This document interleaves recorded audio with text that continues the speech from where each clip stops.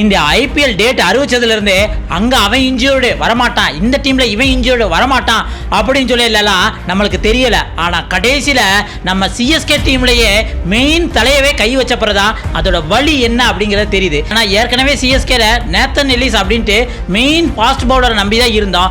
அவரும் வந்து injured ruled out ஆயிட்டாரு. தல தோனி இருக்காருல, எப்படியாவது ஒரு மேஜிக் செஞ்சு எப்படியா கப் அடிச்சிருவாரு அப்படின்னு பார்த்தோம்னா இப்ப அவருக்கே இன்ஜூர்டு 2 வாரத்துக்கு விளையாட மாட்டாரு அப்படின்னு இந்த சிஎஸ்கே ரசிகர்களா எப்படி இதை தாங்கிக்குவாங்க? தோனி தரிசனம் கிடைச்சிராதா, அவர் ஒரு முறையா ஸ்டேடியத்துல பாத்திரமான்ட்டு பல பேர் காத்திருந்து டிக்கெட்டை வாங்குறதுக்கு ரெடியா இருப்பாங்க. இப்போ அவங்களுக்கெல்லாம் ஒரு ஏமாற்றம். அது மட்டும் இல்லாம 2008 காலத்துல இருந்து இந்த சிஎஸ்கே ஓஜி ஃபேன்ஸ் இருக்காங்களே, அவங்களுக்கெல்லாம் நல்லா தெரியும்.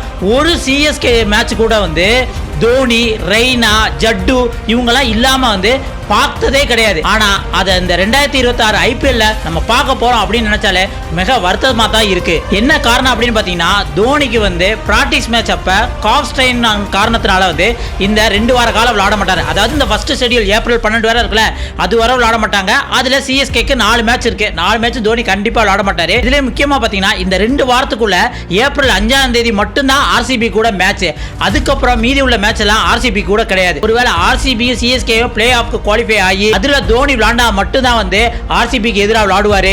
இல்ல இதுல 2 பேர்ல ஒருத்தர் குவாலிஃபை ஆகலனா கூட வந்து தோனி ஆர்சிபி கூட விளையாடுறது வந்து இந்த ஐபிஎல் சீசன்ல ரொம்ப கஷ்டம் தாங்க சொல்ல முடியும். இதை பத்தி நீங்க என்ன நினைக்கிறீங்க? தோனி இல்லாம ஒரு புது டீம், ஒரு யங்ஸ்டர் டீம் சிறப்பா விளையாடுமா, இல்ல தோனி இல்லாதது வந்து சிஎஸ்கேக்கு பலவீனம் தான் அப்படின்னு உங்களுக்கு என்ன தோணுதுங்கிறத மறக்காம கமெண்ட்ல சொல்லுங்க.